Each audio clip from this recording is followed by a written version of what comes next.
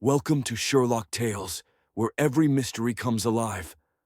Don't forget to hit the subscribe button, give this video a like, and share it with your fellow mystery lovers. Tell us in the comments, which part of the world are you watching from? Let's solve mysteries together. It was on one of those dismal January mornings, when London seems determined to swallow its own inhabitants in soot and fog, that Sherlock Holmes received an unusually urgent visitor. I remember the day distinctly, for I had only just set aside my medical journal and was settling into the armchair by the fire when the bell rang out with 3 sharp bursts, each more impatient than the last. Holmes was sprawled languidly across the settee, his violin abandoned nearby, having clearly spent the early hours in one of his melancholic musical reveries.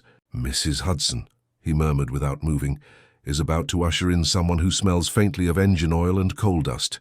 The door burst open almost in tandem with his pronouncement.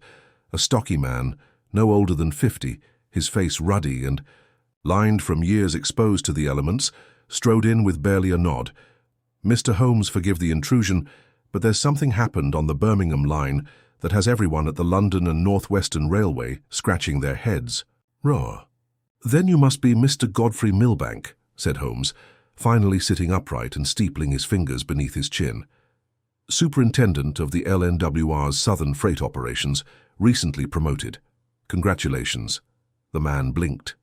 "How in blazes? Your boots bear a thin crust of Staffordshire red clay. Your overcoat is of the railway issue, stitched recently, and your left wrist bears a slight depression, clearly from a watch chain now removed, perhaps in haste." Milbank seemed to shake off his astonishment. "Right. Well, I haven't come for admiration. Something's gone very wrong.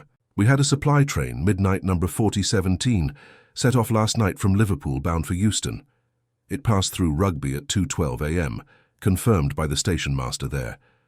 But when it arrived at the Camden yards this morning at dawn, he hesitated, and even Holmes leaned forward. There was no one aboard, no conductor, no engineer, not a soul, and no signs of forced entry or struggle. The train completed its run perfectly, on schedule, brake systems intact, lamps lit, and cargo sealed, but it was quite literally unmanned." Holmes's eyes gleamed. "Most extraordinary," he whispered. I shifted in my seat. "You're certain no stops were made? No tampering?" Milbank shook his head. "None. The entire route is signalled and logged. Every signal cabin on the route confirms she passed without incident. It's as if the crew simply vanished into the night." There was a long silence. Holmes rose and crossed to the window, peering into the grey soup that lay beyond Baker Street. "Dr. Watson," he said with sudden energy, "how would you like her short excursion to Euston Yard and a few hours among steam and soot?" I stood, my curiosity piqued. "Always ready." Holmes turned to Milbank, his tone brisk. "Have the train held exactly as it arrived. No inspections, no removals, and not a whisper to the press. We'll be at Camden within the hour." Milbank gave a sharp nod and left as swiftly as he had arrived. As Holmes reached for his greatcoat and scarf, he offered me a small smile. "A ghost train, Watson," he said. "That's what the newspapers will call it, but I suspect there is no ghost aboard, only a man or men who thought themselves terribly clever." And with that we stepped out into the cold, unknowingly at the threshold of one of the most baffling mysteries I had ever witnessed. Holmes was unusually quiet during our cab ride to Euston Yard, his chin resting on the knob of his cane, eyes distant but alert. I had seen that expression before. It was the face of a man who had already begun unravelling a mystery, despite possessing only the barest threads of its fabric. The clatter of hooves and wheels on the cobblestones seemed almost subdued beneath the weight of the puzzle before us. I tried to draw him out. "Holmes, how could a train travel 50 miles without its crew? Surely some mechanical intervention." "There are only 2 reasonable explanations," he interrupted mildly, without turning his gaze from the fogged window. "Either the train was set in motion deliberately, absent of its crew, or the crew was removed en route without halting the train. The first suggests trickery, the second, something more sinister. But to remove an entire crew without stopping." Holmes offered a faint smile, one that carried no warmth. "Indeed, which is why we must begin not with theory, but with observation." As we pulled up to the yard, Superintendent Milbank was waiting near the sidings, bundled tightly against the biting wind. The great bulk of midnight number 4017 sat like a sleeping beast across the rails, its engine still faintly ticking from the residual heat of the night's journey. A few workers loitered at a respectful distance, their faces a mixture of unease and curiosity. None dared approach the train. "She's just as she arrived, Mr. Holmes," Milbank said, leading us forward. "I ordered her uncoupled and left. Alone per your instructions." Holmes did not respond immediately. He climbed the iron steps into the engine cab, his long fingers brushing against the surfaces like a pianist, reacquainting himself with a beloved but dusty instrument. I followed close behind, careful not to disturb anything. The coal bunker was half empty, consistent with the distance traveled. The throttle lever was pulled fully forward. The brake lever was in its default resting position. Everything was precisely as it should have been, except for the most glaring absence of all. No human had stood here at the moment of arrival. Holmes crouched, inspecting the footplate. His eyes narrowed. "No scuffing," he murmured. "No blood. No signs of a struggle. Even the oil lamp is intact." He stepped back and pulled a handkerchief from his coat, carefully lifting a small object from the narrow space between the control levers. It was a matchstick, unburnt but slightly dented along its side. "Curious," he said, showing it to me before tucking it into an inner pocket. We moved next to the coupling between the engine and the freight cars, 20 in all, stretching back like iron coffins. Holmes walked the length slowly, inspecting the exterior of each, pausing only to examine the seals. Each one bore the wax stamp of the LNWR, unbroken, untampered. Yet he stopped at the 9th carriage and stared for a long time at a patch of paint, his fingers gently tapping his chin. "Notice anything, Watson?" I peered at the side panel. "Only that it's been cleaned recently, or perhaps repainted." "Exactly," he said softly. "A hastily done job. Uneven color. Poorly. Feathered edges. Someone tried to obscure something here, possibly a number, possibly a name." He turned to Milbank. "Was this carriage always part of the number 4017? Milbank furrowed his brow. "To my knowledge, yes, but records can be checked." "Please do," Holmes said, already moving on. "I want manifests, cargo details, and all crew rosters for the last 2 weeks. Anything anomalous, anything at all must be reported." Holmes next examined the conductor's compartment, a small cabin near the rear of the train where the night log was usually kept. To our surprise, the logbook was open, resting neatly on the desk. He flipped through the entries. The final notation, time stamped at 2:10 a.m. Audi, was in firm handwriting. "Past Rugby, all systems nominal, visibility low, engine running smooth." It was signed C. Barker, the train's chief conductor. Holmes examined the ink carefully. Then he sniffed it. Fresh. Enough to have been written at the time, but look here. He pointed to the lower margin of the page. A faint smudge trailed off the page just under the final line. He closed the log gently. No sign of violence, no broken locks, but someone went to great lengths to ensure the train continued to appear ordinary. Milbank stood near the cabin door, arms folded. "Barker was reliable. Been with us 14 years. His engineer, Wallace, too. There's no chance they'd abandon post." Holmes nodded absently, clearly agreeing. Nor would they vanish of their own volition. No, this was planned, calculated. Someone wanted this train to arrive without its handlers, to send a message, or perhaps to mask something far more delicate. He turned to me. "Watson, the sealed cars, though unopened, must still be examined from the outside. Any temperature variations, warping, or mechanical abnormalities could be telling. We spent the better part of an hour conducting the most meticulous external inspection I've ever witnessed." Holmes noted 3 things: a faint dent high on the roof of car 12, a broken rivet on the latch mechanism of car 5, and a strange mineral residue, white, chalky, on the coupling between cars 8 and 9. By the time we returned to Milbank, our boots were soaked with thawed sleet and our fingers numbed from the cold. Holmes shook himself free of the wet and requested we be taken to the trainmaster's office. Once inside, he stood silently before the ledger books Milbank brought out. flipping pages rapidly, scanning rosters, train numbers, cargo contents. "Here," he said suddenly, tapping the entry for the previous week's run of the 4017. "Different. Configuration. This car number 2942 was not listed then, but it appears today." Milbank leaned closer. "That's the one you pointed out. 9th in line." Holmes's voice dropped.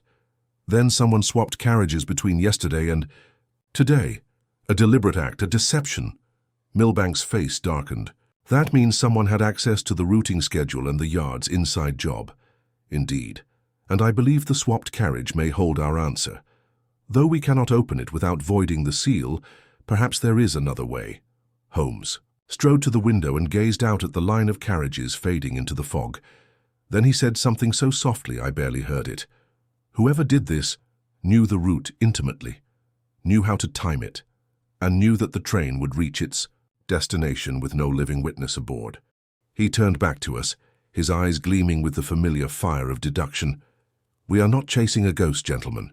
We are following a conductorless train, yes, but one that may have delivered something or removed something with surgical precision." He paused, then added grimly, "Let us hope it is not both." And with that, the second act of this strange affair had begun. Milbank ordered his men to guard the mysterious 9th carriage, number 2942, with strict instructions that not even a bolt was to be loosened until Holmes gave word. Meanwhile, Holmes insisted we accompany him to the telegraph office housed within the yard's administrative block. The fog had begun to lift ever so slightly, turning from choking grey to a watery silver, though the air still carried the scent of coal ash and frost. Inside, Holmes requested immediate wire contact with the rugby signal cabin, and curiously, with a lesser-used signal box near Whedon, an unscheduled post not on the 4017's regular manifest. He scribbled 2 succinct messages, instructing the telegraph operator to request confirmation of visual contact at the time of passage, and more importantly, whether anything seemed amiss with the engine cab or rear carriage. As we waited, Holmes paced with a methodical energy that I recognized from our most intense cases. He wasn't merely absorbing the facts. We'd already witnessed his brilliance in action that morning. He was projecting outward, testing the edges of a theory not yet ready to be spoken aloud. His fingers danced across the air as if rearranging invisible chess pieces. "You suspect the 9th carriage was used to remove the crew," I ventured, finally breaking the silence. "I suspect," Holmes replied without pausing, "that it was used for something. Perhaps to transport our vanished men. Perhaps to smuggle something in their place, perhaps both. But wouldn't that require cooperation from the yard crew, or at least someone at a signal point?" "Not necessarily, only access and foresight. The route was known, the schedule predictable. A man with access to the sidings and a night window of no more than 10 minutes could perform the substitution. It need not even be a worker, a contractor, a former employee, a bribed porter." The telegraph machine clacked sharply, drawing all eyes. The operator scribbled rapidly, then handed Holmes the first reply. He read it silently, brow furrowing. Then, with no change in expression, he passed it to me. "Rugby signal box, 2:12 a.m. Train 4017 passed without incident. Engine lamps lit. No crew visible in cab. Fog dense. Train at full speed. Confirmed via lamppost 17 marker. Watson, look again. No. Crew visible." My pulse quickened. "But that means—" Holmes nodded. "They were gone before Rugby. Or at least hidden. Now let us see the other." The second message arrived minutes later. This one was shorter but far more telling. "Whedon crossing keeper. Heard strange clanging. At 1:47 a.m. stepped out. Train passed without whistle. No crew seen. Brake lamp at rear flickered." Holmes tapped the note with satisfaction. "There it is. Whedon, the last uncontrolled stretch of the journey, just after Blisworth Junction. The track curves hard there, trees on one side, canal on the other. The perfect place for something to happen if one wished to avoid observation." "But what could be done while the train was in motion?" I asked. "Surely no one could board or disembark safely." Holmes gave me a look I'd come to recognize, a mixture of amusement and pity, as one might give a friend who'd missed the punchline. "Ah, Watson, You're assuming the act occurred while the train was moving forward. He let the idea settle before continuing. There are only two reasons for a train to be moving at speed without its crew. Either the men vanished from the cab through extraordinary force, abduction, or worse, or the train was deliberately set in motion with no intention of manning it to the end. Now consider, what if the perpetrators boarded the train, overpowered the crew, and then jumped off at a designated point, taking their quarry with them? A curve, a narrow bridge, a prepared escape route. He rapped his cane sharply against the floor. The only remaining question is this: why? We returned to the 9th carriage under guard. Holmes asked Milbank for a carpenter's wedge and a long steel rod. "We are not breaking the seal," he said carefully, "but I intend to listen to what this wagon may still be holding."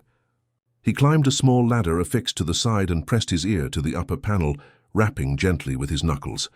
Then, with careful precision, he inserted the steel rod through the ventilation slit. He listened. I held my breath. Then he withdrew the rod and sniffed it. His face remained still, but his eyes darkened. Petroleum, not strong but definite. An oily industrial scent.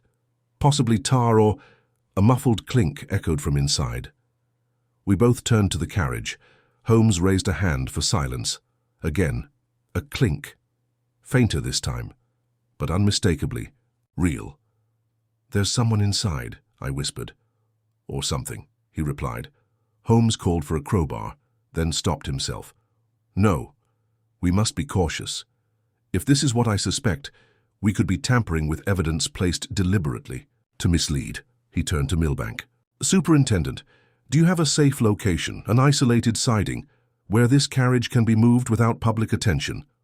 Milbank hesitated, then nodded. "Yes. North end of the yard. Disused engine pit. I'll have her taken there. Under guard." As the carriage was uncoupled and slowly drawn away, Holmes motioned for me to follow him back toward the office. His face was unreadable. "There is a pattern forming, Watson. Not a theft, not yet a murder. A message, perhaps, or a rehearsal." "A rehearsal?" "Of something larger." Once inside, Holmes requested access to the LNWR staff records, particularly those of the missing conductor, C. Barker, and engineer Wallace. Milbank complied without question. While Holmes buried himself in documents, I leafed through the personnel files, noting that both men had unblemished records. Barker was a family man, 2 children, recently recovered from a bout of pneumonia. Wallace had no close relatives, but was described by supervisors as disciplined, humorless, dependable. "There's nothing here, Holmes," I said finally. "Nothing to suggest criminal involvement or desertion." Holmes looked up from the files, his expression sharper now, which makes their disappearance all the more suspicious. He turned a page, then suddenly stilled. "Watson, here.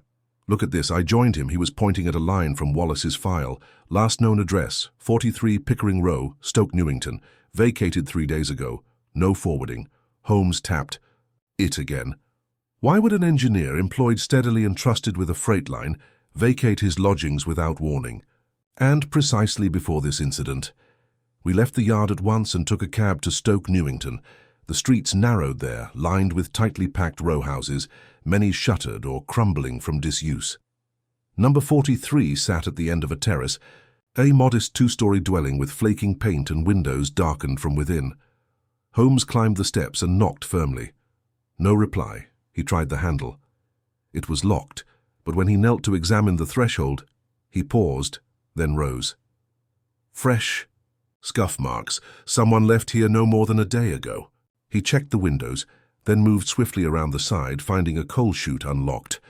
Within moments we were inside. The interior smelled musty, as if long neglected, but recent footprints stained the floorboards. There were crates in the corner. Holmes opened one, empty. He opened another. Inside were railway uniforms, one marked rugby signalman, another Whedon crossing attendant. We both stared. Holmes exhaled slowly. So, someone impersonated crew. Someone who knew the route, the timing, the uniforms. Wallace may have never boarded the train at all. He turned to me grimly. "We are not chasing a disappearance, Watson. We are chasing a staging ground. This was orchestrated, practiced, and whoever did it is not yet finished." Outside, the fog was lifting. But the shadows inside Pickering Row only deepened. We left the dark interior of number 43 Pickering Row in a silence more weighty than usual. Holmes's brows were drawn tight, his expression more brooding than contemplative, a rare state for him. The discovery of the false railway uniforms had changed the tone of our investigation. What had begun as a baffling disappearance had now blossomed into something deliberate, something theatrical in its precision. "It is not only the crime that concerns me," Holmes muttered as we returned to the cab. "It is the choreography." We rode in silence for some time, the wheels rattling across North London's damp streets. Holmes sat angled toward the window, tapping a gloved finger on the glass rhythmically. I knew better than to interrupt when he fell into this mode, and so I let my own thoughts wander. The implications were growing darker. Someone with access, knowledge, and resources had impersonated signalmen, orchestrated a crew's disappearance, and manipulated the operations of a major freight train line, all without triggering alarm, until the final destination. Finally he stirred. To orchestrate this kind of performance requires rehearsal. This was not done on impulse. We must find where the practice occurred, and more urgently, we must determine if this was the final act or merely the opening scene. Back at Baker Street, Holmes moved with renewed energy. He tore through atlases, rail schedules, and newspaper clippings, scattering periodicals across the floor like autumn leaves. I set a pot of tea on the table, knowing he would ignore it until the leaves went cold. "Watson," he said suddenly, pointing to a map, "note this stretch between Leighton Buzzard and Weedon. Several branches diverge from the main line. One leads to a disused spur, the old Blisworth goods depot, closed last autumn due to budget cuts." I studied the map. It would be secluded, near enough to the main line for easy access. But how do you propose we investigate it? It's private property, isn't it? Holmes gave me a crooked grin. "Which is why we shall not go as ourselves. Tonight we ride as inspectors from the Office of Rail Regulation. Kindly prepare yourself, Watson. Shave your beard. You look far too much the honest doctor." We arrived at the Blisworth depot under moonlight. The old siding cast in sharp angles by a lantern Holmes carried in his gloved hand. The depot was deserted in every practical sense. No night watchman, no operating lines, and only the skeletal. Remains of cargo sheds and iron struts. Wind creaked through rusted signal posts. A sign that once read, "Blisworth Goods." Restricted access now hung lopsided, its lettering almost illegible. Holmes moved with swift confidence, inspecting the gravel for recent impressions. "Boot prints," he murmured. "Several. Different. Treads, 2 heavier sets, 1 narrow. Frequent movement here in the past week. Watson, come over here." We rounded the corner of a rotted shed and found what looked to be a temporary structure, a canvas lean-to secured between 2 steel frames, cleverly concealed from the track and road. Inside, under a canvas flap, lay something that made my stomach lurch, a dummy lifelike, dressed in a railway engineer's uniform, cap and all, positioned in a sitting posture. Its face was rudimentary, painted on cloth, but the illusion, at a distance, would pass easily. Nearby lay a conductor's, dummy as well, with a false hand attached to hold a logbook in place. Holmes crouched and examined the interior. Sandbags for weight, hinged elbows to support positions, and look here, wires. The lamps of the cab could be turned on remotely to illuminate the dummies during signal passes. Ingenious. I struggled for words. They rehearsed this here. Every detail, the appearance of a manned engine, the logbook, the uniforms. Holmes rose slowly, his voice dark, and if they practiced it here, they likely did more than that. This is a staging ground for something deeper, something still in motion. He moved to the back of the lean-to, brushing aside canvas flaps. I followed. Behind the makeshift cover stood several crates. Holmes cracked one open. Inside lay sacks of finely packed coal, but beneath them, nestled with surgical care, was a layer of straw and something wrapped in oilcloth. He pulled back the covering. Dynamite. My mouth went dry. Good heavens! Holmes closed the crate without a word. Then he turned to me, his tone even. "They used the train to transport explosives, Watson. Undeclared, hidden. The train's true cargo was not what the manifest claimed. This was not. For theft, it was an infiltration." I stared at him. But for what purpose? No detonation, no ransom. Why smuggle it and then disappear? Holmes's eyes glittered. Because they were testing the system, mapping vulnerabilities. Smuggling was secondary. This was an act of observation, a proof of concept. He turned away and began walking back toward the main structure. And now, he said grimly, we must learn to whom this information was passed. We returned to London at dawn, faces grey with fatigue, and minds heavy with the knowledge of what we had uncovered. While I dozed in the armchair of our sitting room, Holmes scribbled notes furiously, then dispatched 3 telegrams to the Home Office, to Scotland Yard, and to an obscure contact of his in the War Office named Colonel Hesketh. By late morning, a visitor arrived, Inspector Lestrade. He looked unusually pale and agitated, clutching a crumpled sheet of paper. "Holmes," he said without preamble, "we've had a report. 2 uniformed men were found unconscious at a canal lock, just outside Blisworth. Railway men, their clothing had been stripped. They'd been drugged, chloroform. One of them's Wallace, the missing engineer." "Alive?" Holmes asked sharply. Lestrade nodded. "Barely. Taken to Northampton General. No memory of what happened after leaving the yard." Holmes exchanged a look with me. "Then the real Wallace never touched the train. His uniform was stolen. And the man who wore it, one of our impostors, is still unaccounted for. Which," Lestrade said with a grimace, "leads us to this." He handed Holmes the crumpled paper. It was a broadside, cheaply printed in German and English both. "The Empire's arteries are exposed. We can stop the trains. Next time we will not leave the carriage empty." Holmes read it aloud in full silence. Then he set it on the fire. "Well," he murmured, watching the flames consume the page, "it seems our conductorless train was more than a puzzle. It was a warning." And somewhere in the back of my mind I began to feel the chill of a game not yet finished, and an enemy who had not yet shown their face. Later that same day, Holmes stood motionless at our sitting room window, his fingers steepled. Just beneath his nose, eyes fixed on the street below, though clearly not seeing it. The remains of the German-English broadside had long since turned to grey ash in the hearth, but the weight of its message lingered in the air like smoke. "The Empire's arteries are exposed." That line had struck Holmes with uncommon force. I could see it in the rigidity of his frame, in the distant quality of his voice when he finally spoke. "This is no longer merely a question of disappearance or deception, Watson," he said, still without turning. "It is a demonstration, a message not merely to the railway but to the government. The culprit sought not to profit but to warn, and perhaps by doing so to invite further alarm." I nodded slowly. "A form of psychological warfare?" Holmes gave a brief, mirthless laugh. "Precisely. To show that the very infrastructure that holds the country together, its iron veins, can be compromised at will." A knock at the door interrupted us. Mrs. Hudson entered, bearing a telegram on a silver tray. Holmes took it without ceremony, broke the seal, and read it in silence. Then he handed it to me. "To Mr. Sherlock Holmes, 221B Baker Street. From Colonel Hesketh, War Office, Internal Security Division. Message: your suspicions confirmed.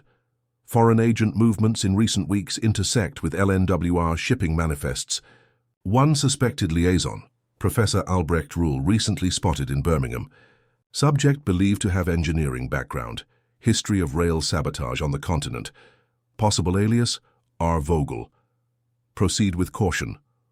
Holmes's face remained unreadable, but I detected a flicker in his eyes, as though some hidden piece had finally clicked into place. "Professor Ruhl," I mused aloud. "I've seen that name in the army bulletins. A Prussian émigré turned agitator, wasn't he?" "More than that," Holmes said.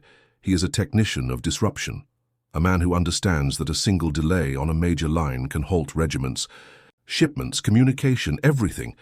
If he is involved, Watson, then the train was only the beginning." I watched him return to the map still sprawled across the table from the night before. His finger traced the route of the 4017 again. Liverpool to Euston through Rugby and Weedon. Then he circled the diverging branches once more, especially the stretch near Birmingham. "What better place," he said softly, "for an orchestrator like Ruhl to vanish than among the industrial clutter of Birmingham? There are foundries, workshops, hundreds of sidings. A man with the right papers could move freely. Holmes turned sharply.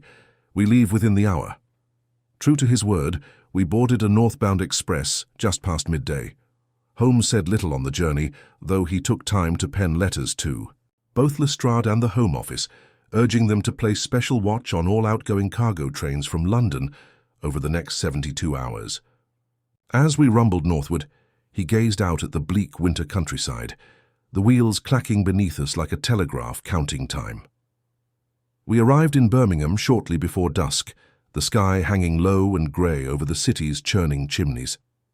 Holmes led us directly to an address he had scrawled in his pocket notebook, an unassuming boarding house near the edge of the Digbeth rail yard, where he claimed Rule had once taken lodgings under a false name. We were received by a landlady, of formidable girth and a suspicious temperament.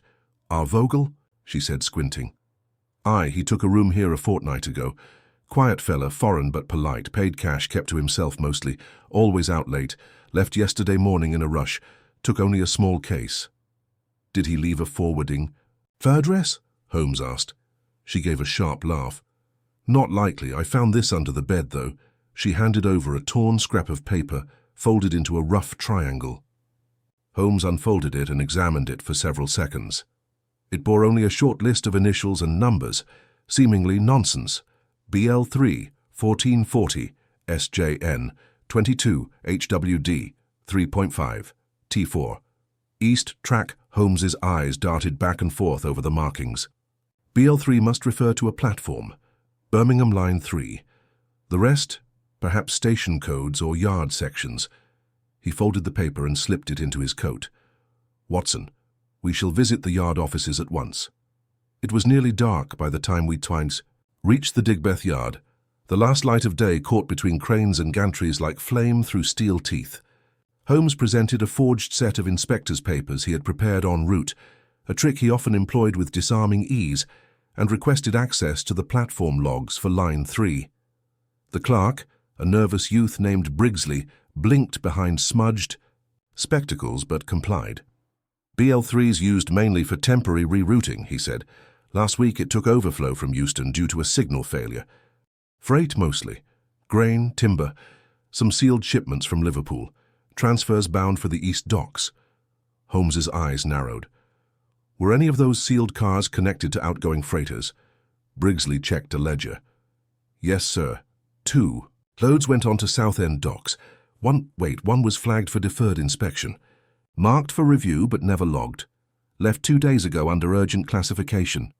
"Destination?" Holmes asked. "Harwich Port," Brigsley replied, frowning. "Why, sir?" But Holmes was already gone. Outside, Holmes stopped beside a signal post and pulled the torn scrap of paper again from his coat. "HWD 3.5, Harwich Dock, 3.5 tons perhaps. A weight? And T4, track 4, east siding." He crushed the paper in his hand. "They've already moved the next shipment. The train that arrived conductorless was merely a signal. Now the actual cargo has been sent, hidden in the wake of the confusion it caused. A smokescreen." I felt a sinking sensation. "And we don't know what that cargo is." Holmes nodded grimly. "We must assume the worst. Weapons, explosives, or worse still, equipment for an act of sabotage yet to unfold." He checked his watch. "We have one chance left. If the Harwich freighter hasn't sailed yet, we may still intercept it. Come, Watson, we must telegraph the Port Authority before another hour passes." We raced through the streets toward the nearest telegraph office, Holmes composing his message as we ran. I had not seen him like this in some time, not merely intent, but tense, as though every second mattered more than the last. At the counter, he passed the slip to the operator, who glanced at it and blinked. "Urgent. Hold all outgoing vessels connected." To cargo train arrived from Birmingham. Contents may include undeclared ordnance. Sender Sherlock Holmes, authorized by War Office. Holmes turned to me then, his face drawn but resolved. "If they intercept it, Watson, we may yet avert a disaster. And if they don't?" Holmes looked past me, toward the blackness gathering at the window. "Then the Empire's arteries may not only be exposed, but severed." We left the office in silence, the fog creeping in from the east. and though I could not name the shape of it, I felt the gravity of something enormous circling us in the dark, silent, unseen, and dangerously near. The reply from Harwich Port arrived the following morning at precisely 6 minutes past 5. I was roused by the sharp metallic rattle of the Baker Street telegraph bell and found Holmes already dressed and seated by the hearth, fingers laced, his expression unreadable. The message, when handed to him by the messenger boy, was brief, but its implications were vast. To Sherlock Holmes, 221B Baker Street incoming freighter. Lysander intercepted as instructed. One rail container discovered mislabeled. Cargo listed as industrial piping. Contents instead heavy-grade timing. Devices sealed in lead casings. Unknown material beneath cloth sheeting. Dock security detained 2 port workers attempting to flee. No fatalities. Further details to follow. Chief Inspector Hull, Harwich Port Authority. Holmes read the note twice before folding it carefully and setting it beside the flame. He did not burn it this time, only allowed it to absorb the warmth as he stared at the coals with a faraway intensity. "The window has not yet closed," he murmured, "but we are looking through cracked glass. Now, Watson, this affair is growing far larger than I'd anticipated." I sat down, blinking the sleep from my eyes. "Heavy-grade timing devices? That suggests preparation, not for simple sabotage, but for coordinated destruction." Holmes nodded. "Indeed. Devices that operate not on chance, but on engineered delay. These are not the tools of an amateur saboteur, Watson. They are meant to trigger remotely, precisely, set to cripple multiple targets at once, possibly rail junctions, possibly naval lines, or something we've not yet considered." He stood abruptly and went to his desk, retrieving a smaller notebook, his personal cipher of cases still unresolved. He flipped to a dog-eared page and ran a finger down a column of foreign names and aliases. He paused halfway down the list. "Rule always works with a secondary," he said aloud, more to himself than to me. "A man named Tollen, Leonard Tollen, a silent hand, former military engineer dismissed for espionage allegations. No record in British employment, but suspected sightings in Antwerp, Brno, and recently Southampton." He turned sharply. "Watson, dress quickly. We must speak to Lestrade. The Harwich arrest will not be enough. If Tollen is here in England, he will not remain idle, and he is likely preparing a second move while the first unravels." By the time we reached Scotland Yard, a steady rain had begun to fall over London, sheeting across windows and pavements with a relentless, smearing rhythm. The yard was stirring with early activity, clerks sorting mail, constables returning from the overnight watch, and the low murmur of prisoners being processed in the cells below. We found Lestrade at his desk, bleary-eyed but alert, a stack of documents before him. "Holmes," he said by way of greeting, "the Harwich incident's got the Home Secretary in a state. He wants answers before Parliament meets. What can I tell him?" Holmes sat across from him, long fingers folded across his knee. "You may tell him this. The intercepted cargo was only a fragment, a demonstration, a means to draw attention in one direction while the true threat is being arranged elsewhere." Lestrade frowned. "And you have evidence of that?" Holmes leaned forward. "Not yet, but I have reason to believe that another container, possibly more, is already in transit. We're dealing with men who plan with weeks of lead time and hours of precision. They know the inspection cycles. They know the stations where crates can change hands without drawing attention." Lestrade glanced at his reports. "We've detained the 2 dock workers, but they're tight-lipped. Don't seem like masterminds, more like hired muscle." "Exactly," Holmes replied. "Which is why we must look beyond them. One name, Leonard Tollen. If he is in London, we must find him. He will not be lurking in alleyways. He will be within reach of the lines he wishes to destroy. Survey yards, maintenance facilities, warehouses leased under false names." Lestrade straightened, already reaching for his files. "All right. I'll have him flagged, and I'll put out word to the port offices. If another suspicious crate moves, we'll know." Holmes stood.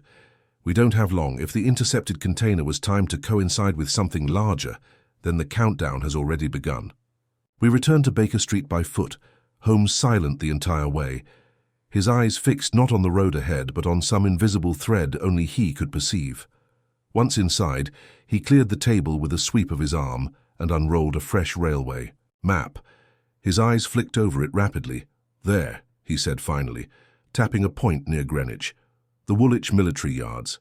Accessible via both rail and dock. A convergence of interest.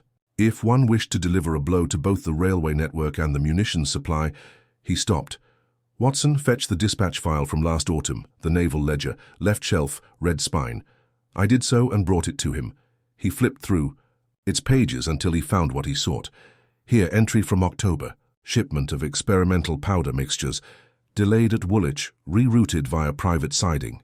He looked up, face sharpened by sudden urgency. "They are targeting the sidings. The containers aren't bombs in themselves. They are conduits.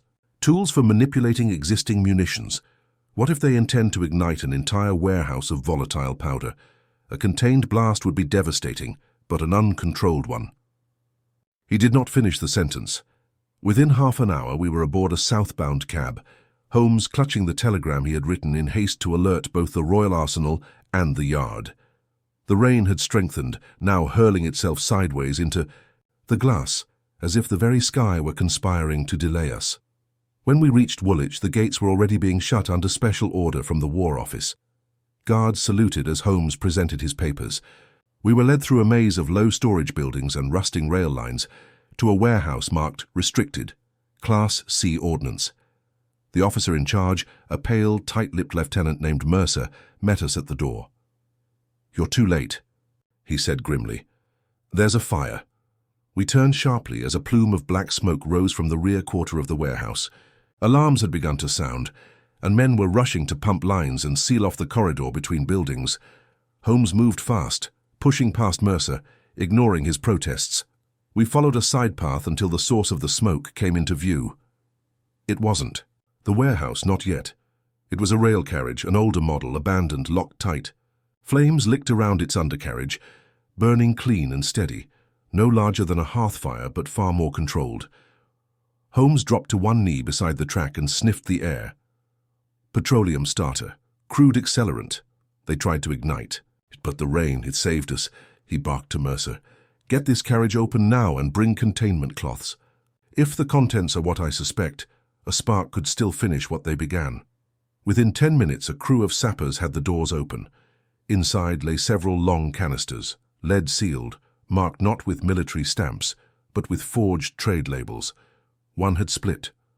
Inside were bundles of wire, timers, triggers, and beneath them rolls of parchment soaked in potassium nitrate. Holmes turned to me, rain streaking down his brow. "Fuses, Watson. Not for this explosion, but for another. Somewhere else." He looked toward the warehouse. They didn't want to destroy the arsenal, not yet.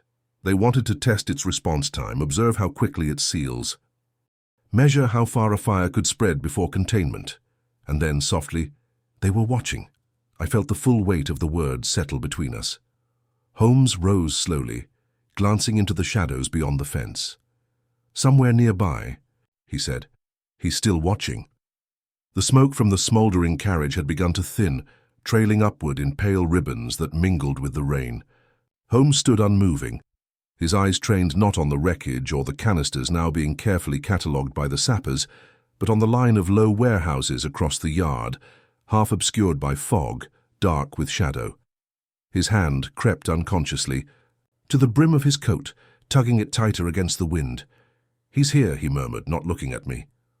Or he was, watching, recording our response times, our methods, this entire affair, every burned scrap, every intercepted crate. It's a rehearsal. We've been playing our part on his stage. I followed his gaze toward the warehouses.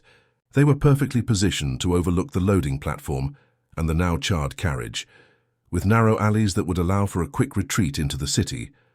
I scanned the roof lines and windows, but saw nothing. Holmes turned suddenly and began striding across the yard, his boots splashing through shallow puddles, the hem of his coat trailing behind him like a sail in full wind. I kept pace, though it took effort. He was moving with singular determination now, as though following the scent of something just out of reach. We circled around the back of the last warehouse. There, beneath a row of shattered windows, Holmes dropped into a crouch and examined the ground. He reached down and picked up a scrap of linen, wet, grey and torn along the edge. "Signal cloth," he said, holding it up. "Used to mark parcels for pickup. See the thread along this edge? It matches the wrapping used on the Harwich crate." He stood again, brow furrowing. "Someone was meant to retrieve it from this side, which means the fire wasn't merely to test the response time. It was to cancel the delivery. Something went wrong. The retrieval failed." At that moment, a faint metallic click sounded above us. Before I could react, Holmes pushed me hard to the side and we fell behind a pile of coal sacks just as a bullet split the air where we'd been standing. "Rooftop," he snapped, pulling his revolver from his coat. Another shot rang out. It struck the iron side of a water barrel near us with a sharp clang, sending up a spray of rust and steam. We crouched lower. From my position, I could just glimpse a dark silhouette moving along the sloped edge of the warehouse roof. A man, tall, precise in movement, rifle slung across his shoulder like a painter's brush. No panic, no wild gestures. Controlled. "Only one," Holmes said under his breath. "He's not trying to kill us, Watson. He's trying to slow us. Delay our pursuit." Holmes turned to a nearby stack of crates and motioned. "Flank him, from the left. He'll assume we'll both press forward." I hesitated, but the look he gave me was enough. I moved quickly through the cover of stacked lumber and coiled cable reels, circling around the far side of the warehouse. As I neared the eastern stairwell, I heard footsteps, deliberate, descending fast. Holmes had been right. The shooter wasn't waiting to finish the fight. He was retreating, with the same precision he had used in his assault. I rushed to the edge of the building and caught a glimpse of him leaping down the final steps. He turned the corner, vanishing, into the narrow alley beyond. Moments later, Holmes was beside me, panting slightly but composed. "We won't catch him on foot," he said, his voice calm but clipped. "But we now know this. He's real, he's present, and he's watching the lines personally. That suggests a weakness. Rule does not usually involve himself in operations directly. This may not be Rule, it may be Tolan." "Then we know who to look for," I said. Holmes nodded. "Yes, and we've seen how he moves, how he thinks. There will be a pattern. He's measuring us, Watson. But now, we measure him." Back at Scotland Yard that evening, Lestrade received us with barely concealed astonishment. "You were shot at in a munitions yard," he barked. "Good God, Holmes, do you know what kind of panic this could cause if word got out?" Holmes was already scanning the composite sketches the yard had generated from port reports and railway sightings. He pulled one free, a crude rendering of a long-faced man with pale brows and sunken cheeks, drawn from a clerk's memory in Southampton. "This is our man," Holmes said. "Tolan. Likely travelling under an alias. Perhaps as a surveyor or dock agent. He's disciplined, military bearing, but not uniformed. Watch the rail yards between Woolwich and Tilbury, and inspect the maintenance depots, especially ones closed for repair or under audit. That's where he'll stage next." Lestrade looked skeptical. "You think he'll strike again after all this?" Holmes fixed him with a level gaze. "He hasn't struck yet. Everything we've seen has been orchestration, setup. When he strikes, Lestrade, there will be no warning shot." That night, Holmes barely slept. He paced the floor with a ceaseless rhythm, the back of his notebook now filled with scribbled diagrams, routes, radii, line schedules. At dawn, he halted suddenly at the window and said, "He's going to use the inspection train." I looked up from my chair. "What train?" "The auxiliary line inspection run from London to Folkestone. Once a month. Minimal guards, flexible schedule. It leaves the depot without public announcement. It's due tomorrow. He'll target it, either to board it or to replace it." "Replace it?" Holmes turned to me. "If he can insert a fake crew and a matching carriage, he can redirect it. Fill it with whatever he wishes, or worse, use it to enter a secure dock line unnoticed." He rang for Mrs. Hudson. "We leave for Folkestone immediately. Send word to Lestrade and to the War Office. The inspection train must be halted, examined, and not allowed to leave until I have verified its crew and contents myself." We were on the road by mid-morning, travelling in a hired coach along the wet southern highway. As the countryside blurred past, Holmes was uncharacteristically quiet. He watched the fences and telegraph poles drift by, as if expecting to see the face of his adversary in every window, every signal box. At noon we arrived at the Folkestone railworks. The depot master, a stooped man named Harcourt, led us to the inspection train, an unassuming pair of cars linked to a light locomotive. It sat in a sidetrack, steam gently curling from its funnel, a mechanic finishing a final oiling of the axles. Holmes inspected the cab first. The engineer was present, a man named Dennett, and his papers checked out.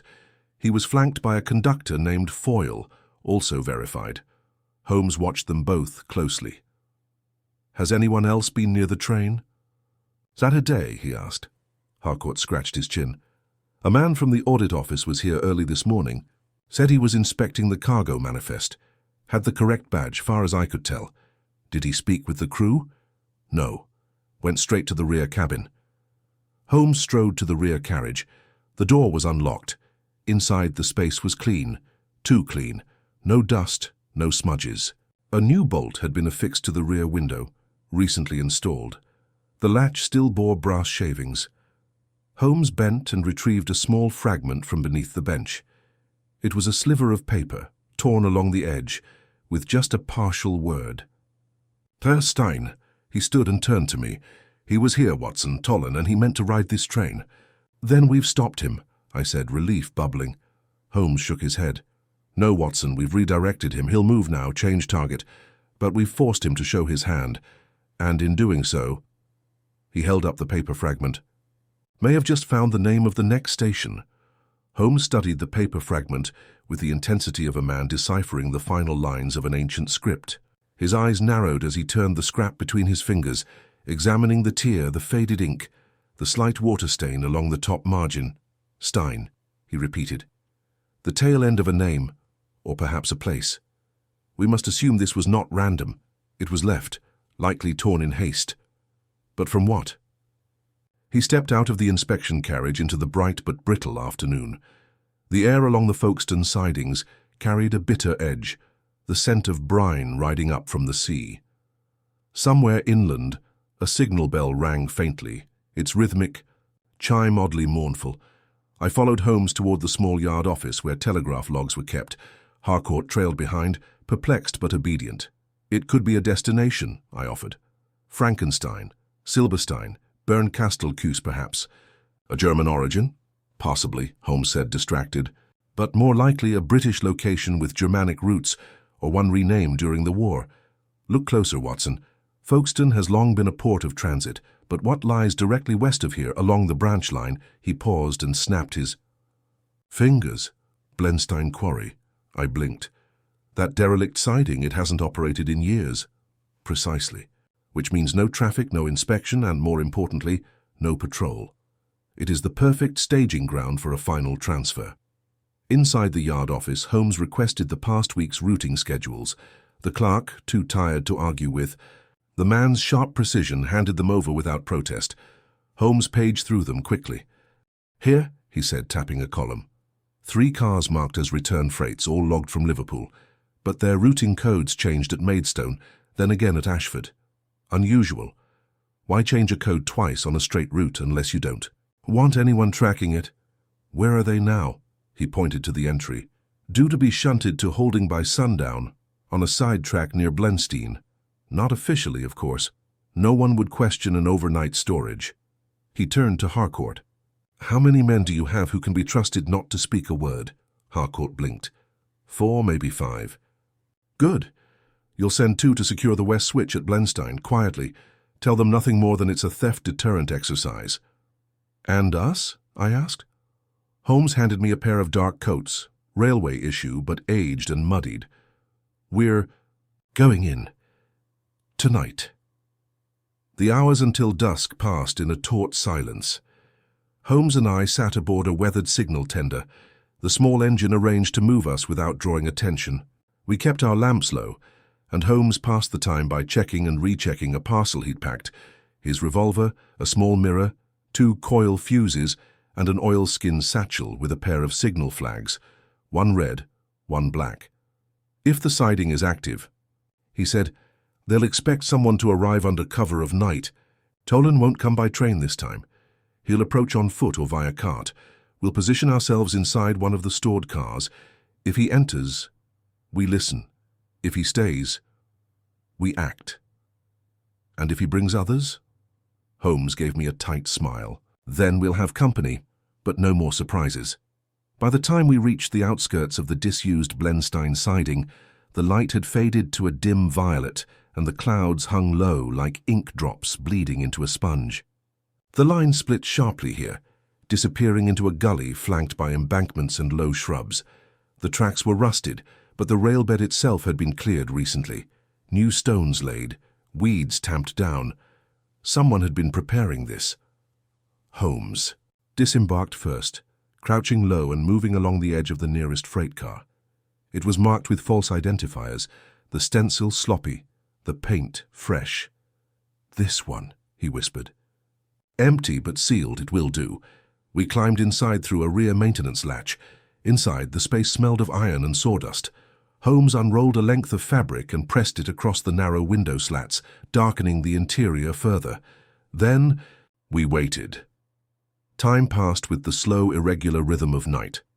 A fox cried out once in the distance. Somewhere far off, the faint chime of a bell drifted through the fog. Holmes said nothing, merely listened. I could see the muscles of his jaw tighten and release, his body still but charged like a coiled wire waiting for current. At last, footsteps. 3 sets. Holmes motioned with 2 fingers, remained silent. The voices that followed were muffled but close. Delay at Harwich wasn't part of the plan. Rules not happy. It didn't matter. They saw the response. They measured the security. A third voice, quieter but sharper. Focus. This car holds the second fuse. The Woolwich run was just calibration. This will rupture the coastline for days. Holmes turned slowly to me and mouthed the word, fuse. Then he slid toward the back of the car, his hand on the latch. He waited until the voices moved around the rear, then in a single motion flung the door open and burst out into the dark. I followed at once. "Tollen!" Holmes shouted. "Drop it! You're surrounded!" The men froze. 3 figures, one with a satchel, one holding a coil of wires, the third reaching slowly into his coat. Holmes had his revolver out. "Don't," he warned. "Not unless you wish to see how fast my aim really is." The tallest figure turned, face catching the moonlight just enough for me to recognize the high cheekbones, the narrow eyes, the white blonde fringe across the brow. "Tollen," Holmes said again, voice low and steady. But Tollen only smiled. "You were faster than I expected. You should have expected it. And yet you came with only him." He glanced at me, contempt flickering. Holmes shrugged. "I didn't want to frighten you." One of the other men moved slightly. Holmes fired a shot, not to hit, but close enough to split the silence. The man froze. "Back away from the satchel," Holmes said. Slowly, but Tollen's eyes never left Holmes. "This isn't the end," he said. "You can intercept a train. Delay a blast, but the idea has already been planted."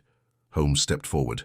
"Then let me remove it." At that moment, a whistle sounded sharply from the ridge behind us. Lestrade and 2 constables emerged, rifles in hand, lanterns swinging. Tollen's men dropped their bags. Only Tollen remained motionless, his eyes cold. Holmes stepped forward and cuffed him himself. "You've rehearsed your finale," he said softly, "but the theatre is closed." Tollen was silent, but the slightest twist of his mouth betrayed something deeper than rage, resignation. As he was led away, Holmes knelt by the satchel. Carefully, he unlatched it. Inside were not just explosives, but blueprints, maps of sidings, network overlays, symbols drawn in ink. He held them up to the lantern. "All of it," he murmured. "Every step, every plan." This was not one performance, Watson. It was a doctrine. I stared at the pages, heart heavy. "Then it's over?" Holmes shook his head slowly. "No, but for tonight we've pulled the brakes. The return journey to London was made in silence." Holmes sat opposite me in the compartment, his gaze fixed on the raindrops crawling across the window pane. The movement of the train reflected dimly in the brass fittings around us. Outside, the English countryside passed in long, grey stretches, bare. Hedgerows, flooded fields, distant chimneys trailing smoke into a sky that looked scraped thin. It was only once the lights of Clapham Junction flickered into view that Holmes stirred. He leaned forward, steepling his fingers beneath his chin in that characteristic posture that always signaled the beginning of some deeper synthesis. Tollen, he said quietly, was not the architect. He was the executioner, an engineer. By trade, yes, but not the man who designed the doctrine. You mean rule? I asked, though I already suspected the answer. Holmes nodded slowly. Yes, rule designed it, shaped it, and laid its framework across our rail system, like a surgeon mapping arteries. Tollen simply followed instructions. Precise, measured sabotage, enough to expose fault lines, not destroy them. I frowned. But if we've arrested Tollen, intercepted the carriages, and secured the blueprints, we've stifled the play, Holmes interrupted. Not dismantled the theatre. He leaned back and closed his eyes for a moment. Rule would never have placed himself near the crime scene. He would have watched from a distance, monitored our reaction, and departed the moment we began to close in. I suspect he left England 3 days ago, perhaps even before the incident at Woolwich. Tollen remained behind to implement the final act and scatter the trail. I was quiet for a moment. Then this may begin again? Holmes opened his eyes. Not in the same manner. The element of surprise is spent. But yes, Rule has not given up. He'll adapt, refocus, shift tactics. That is what men like him do. The train pulled into Victoria Station under a veil of drizzle. The platform was nearly deserted, the gas lamps casting long golden pools across the slick cobblestones. Lestrade met us there, an envelope in his hand and a look of relief bordering on triumph. Words spreading through the yard, he said, handing Holmes the letter. The Home Secretary's already briefed Parliament. Tollen's materials are being examined by military intelligence as we speak. You've done it, Holmes. Holmes broke the seal and scanned the contents of the letter. Whatever satisfaction he might have felt was well hidden. He folded the sheet once, then again, and slipped it into his coat. Official thanks, he said, without enthusiasm, and the assurance that no mention of the incident will be made to the public. Lestrade shifted uncomfortably. Best that way, isn't it? No sense in causing panic. Most people haven't the faintest idea how fragile the rail system really is. Holmes regarded him for a long moment. Precisely. And that is what makes it so alluring to men like Rule. We departed without another word, the fog swallowing Lestrade's silhouette behind us. Back at Baker Street, Mrs. Hudson greeted us with warm tea and expressions of concern, which Holmes deflected with the vague mutterings of a man already slipping back into the folds of abstraction. He took his seat by the hearth and sat for a long while unmoving. The firelight danced across his features, casting his face into sharp angles and hollow shadows. I remained in the chair opposite, watching him quietly, waiting for his thoughts. To settle into words, at last he spoke. "Did you notice something, Watson, about the blueprints?" I shook my head. Only that they seemed comprehensive, almost obsessively so. Holmes nodded. They were, but one detail has been bothering me. In each schematic, each line, there was a recurring symbol near the switching yards, a small, encircled cross, not part of any conventional railway notation. He rose and retrieved the folder from the desk, flipping it open to the page he'd marked. "This one," he said, pointing. "Bletchley Junction. And here, Southampton and, again near York, all marked with the same symbol. And yet none of those sites were part of Tollen's assigned actions." I leaned in. "Then their future targets?" "No," Holmes said, a curious light in his eye. "They're assets. Look at their commonality. They're all sidings, leased to private freight companies, non-government, but all positioned close to military routes." I felt a chill rise. He was embedding sympathizers. Holmes looked at me then, and his voice lowered. "He was preparing a network. Not one of sabotage, Watson, but of access. If he had succeeded, Rule would have left behind a system capable of infiltrating British supply lines at will. Customs would see only regular shipments. Schedules would appear unchanged, but at any time an unmarked car could slip through." He closed the folder slowly. "Tollen failed, but the system remains. Incomplete, yes, but seeded." We sat in silence. Again, a gust of wind tapped at the window, rattling the panes slightly. The fire hissed as a log shifted in its cradle. "And now?" I asked quietly. Holmes gave a faint smile. "Now we begin the slow work, Watson. We dig. We track every manifest, every sudden leasing change, every freight name that appears without history, and we monitor Rule's movements, because he will resurface." I took a deep breath. "It feels as if we've prevented a war no one knew had begun." Holmes nodded. "That is the nature of such battles. They are fought in silence, in shadows, without fanfare, but no less real." He stood, walked to the window, and looked out at the fog-covered street. "This case," he said softly, "was never about a single train. It was about the illusion of control. The moment we begin to believe our system's impenetrable, that is when we are most vulnerable." I rose as well, stepping to his side, and yet we stopped them. He turned to me then, and for a moment I glimpsed the faintest warmth behind his eyes. "Yes, Watson," he said, "this time we stopped the train." The following morning brought with it a pale, hesitant sun that filtered gently through the lace curtains of Baker Street, softening the memory of recent events but not erasing them. I awoke to the familiar scent of boiled coffee mingling with coal smoke, and the steady scratch of Holmes's pen from his desk in the corner. He had clearly not slept. When I approached, I found him hunched over a series of telegraph receipts, neatly annotated railway manifests, and 3 fresh sketches he had drawn by hand, each showing some subtle variation of the mysterious encircled cross that had marked the blueprints taken from Tollan's satchel. "These are not symbols of attack," Holmes murmured, not looking. "Paisin, they are placeholders." I leaned in, still groggy. "Placeholders for what?" "For leverage, Watson." He tapped the edge of one drawing. Rule was building a network that didn't need to explode. It needed only to exist. The knowledge that such a thing could be triggered at any time would paralyze logistics, force military planners to second-guess every dispatch. The idea was the weapon. "And Tollan?" I asked. "Was he to maintain the system?" "Activate." "It later." Holmes sat back slowly, fingers templed beneath his chin. "Possibly. Or perhaps there are others like Tollan already placed, cell leaders unaware even of one another. It is in essence a decentralized design. Ingenious." He looked toward the fire as though trying to read patterns in its flicker. "It mimics the very structure of the railway system itself, distributed, branching, independently managed. Rule wasn't just targeting infrastructure, he was mirroring it.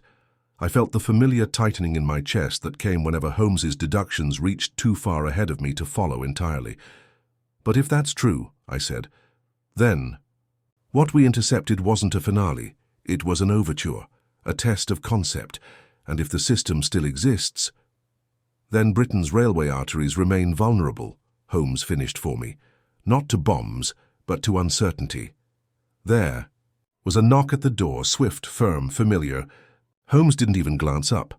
Lestrade. Mrs. Hudson ushered the inspector in moments later. He looked unusually somber for a man who had just secured the arrest of an international saboteur. "I've news," he said, closing the door behind him. "The blueprints you recovered from Tollan. There's a 4th one. Our analysts missed it at first. Tucked in the lining of his satchel." He handed over a folded sheet. Holmes took it wordlessly and unfolded it on the desk. It was a simplified schematic, a stretch of track branching off from the main Midlands route. The labeling was sparse, no station names, no dates, just a sequence of switches and sidings, marked in red ink, and at the very end of the line a black diamond, not a cross. A diamond. Holmes's brow furrowed. "This is different." "It gets worse," Lestrade said. "Our contact at the War Office recognized that shape. It matches the schematic layout of the Braintree testing range, closed since the war, but the underground storage facilities are still intact." Holmes looked up. "And still stocked?" Lestrade nodded grimly. "Powder reserves, detonators, sealed shells awaiting decommission." Holmes stood. Then Rule's real target was never the docks, nor the Woolwich Run. He was distracting us, testing the system to ensure that when the true shipment moved, it would go unnoticed. He stepped quickly to the map pinned above the mantel, dragging his finger from Folkestone to Braintree in a diagonal cut. It fits. Every diversion, every delay. Tolland's failure at Woolwich ensured we would concentrate on port-based sabotage. And the Braintree line, I asked? Lestrade sighed. We haven't monitored it in years. It's unstaffed, just old track and shuttered depots. Holmes turned sharply. Then we have no time. He moved faster than I'd seen in days, throwing on his coat and retrieving his revolver from the drawer. Watson, fetch your kit. Lestrade, order a blockade of the Braintree branch line. Stop every train along the Essex route. Quietly, no headlines. If there's a false car moving toward that depot, it must be intercepted before it reaches the sidings. But how will we find it? I asked as I pulled on my boots. Holmes tapped the fourth blueprint once. He's marked the switches in. Red, there are only 5 along that stretch. If we monitor them, we can see which car deviates and where it leads. Within the hour, we were aboard a special dispatch engine loaned by the yard, steaming north along the Midland line with a small team of plainclothes officers. Holmes stood near the front, coat flapping as he leaned out into the wind, his eyes locked on the landscape ahead. By the time we reached the second switching point, the light was fading. Dusk rolled over the fields like a slow tide. At each stop, we signaled to a waiting constable to remain hidden and report any movement. It was near the fourth switch, Grantham's Hollow, that we found it. An unmarked freight car, alone on a siding, no engine, no crew. Holmes leapt from the train before it fully halted and approached the car slowly, revolver drawn. I followed, heart pounding. The car's markings had been sanded away. The wheels still bore the dust of movement. And the lock, standard but recently forced and replaced with a newer latch. Holmes signaled for the officers to spread out. Lestrade approached from the far side, panting. "This it?" Holmes nodded. "I believe so." He produced a length of wire from his coat, inserted it into the latch, and sprang the lock in under 10 seconds. The door creaked open. Inside, stacked, in careful rows and strapped to steel supports, were 26 cylindrical canisters, all unmarked. But it was what lay atop them that chilled me. A single folded sheet. The same symbol, a black diamond drawn in heavy ink. Holmes picked it up, unfolded it, and there, written in neat, slanted German script, was a message. You've proven your vigilance. But systems age, gentlemen, and vigilance fades. I need only wait. Holmes stared at it for a long time before folding it again. It's not a message for us, he said softly. It's a reminder for himself. Lestrade gave the order to clear the area. The canisters were transferred under heavy guard to the ministry's disposal teams, and as the night deepened, the air filled with the sound of boots on gravel, the distant pulse of signal bells, and the faint, persistent whistle of trains passing in the dark, an empire of motion, unwittingly haunted by the memory of what almost came to pass. We returned to Baker Street in silence. At last, seated once again by the fire, Holmes lit his pipe and stared into the embers. Sometimes, he said quietly, the most dangerous weapon is not the device itself, but the idea that it could exist at all. He exhaled slowly. And that idea, he added, will not leave our railways soon. It was several weeks before the threads of the case were finally drawn together, knotted and set aside in Holmes's archive. The newspapers never reported the matter, of course. Official channels deemed it too sensitive for public consumption. Instead, the arrest of Leonard Tolland was quietly attributed to immigration fraud, and the seized freight was marked as an unauthorized industrial shipment lost to bureaucratic error. The truth of it, the train that had run without a conductor, the orchestration of a silent network of subversion, remained, as so many of our cases did, in the confidential ledgers of Scotland Yard and Holmes's own locked tin box marked Sensitive Class. AI found him one late morning standing by the window, a letter from the War Office folded neatly in his hand. His gaze wandered not toward the street below, but rather to some far abstract place that existed only in the corridors of his mind. They've confirmed Rule's departure, he said without turning. 3 days before the Braintree container was discovered, boarded a steamer under false papers from Hull. By now he's likely back on the continent, free, watching. I poured coffee and joined him. And what do they intend to do? Monitor the borders, revise the manifest system, install new signaling protocols, he said with a small shrug. Locks upon doors that have already been opened, Watson, but still better than nothing. We sat in silence for a time. Outside, carriages passed, children called to one another beneath the crisp spring sky. The world seemed untroubled again, restored to its orderly rhythm. But I saw it in Holmes's eyes, the knowledge that the restoration was delicate, easily shaken. He rose at length and moved to the corner table where the fourth schematic still lay open. He circled the black diamond once more with his finger. He could have destroyed it all, Holmes murmured, the timing devices, the containers, the arsenals, but he chose not to. Instead, he showed us a shadow. Why? I asked. Why go to such elaborate lengths just to demonstrate a threat? Holmes tapped the paper gently. Because fear is a currency, Watson, and rule is a banker of terror. He understands that a nation preoccupied by its own fragility becomes more easily manipulated, less daring, less united. He meant to divide not by violence but by doubt. He closed the file then, locking it with a brass clasp and sliding it into the cabinet marked Railway, Critical. And just like that, it was over. Tolan was remanded to military custody. The blueprints were dismantled and their corresponding sidings secured. The ministry installed new encryption protocols for train route changes, and within a month, a handful of previously overlooked employees at remote depots were quietly removed from service. But Holmes remained vigilant. Each week he scanned the freight columns, he visited sidings under false names, and he kept a small envelope tacked to the back of our sitting room door. Inside it, the note left in the Braintree car. You've proven your vigilance. But systems age, gentlemen, and vigilance fades. I need only wait. Sometimes, late at night, I would find him staring at it, not with dread, but with a kind of respect. He left it as a challenge, I said once, unable to keep the thought to myself. Holmes turned to me then, the faintest glint of a smile in his eyes. Yes, he said, and it would be discourteous not to accept. He returned to his chair by the fire, the newspaper in one hand, a fresh problem no doubt already forming in the other. And so the case of the train that returned without a conductor passed into the shadows with so many others.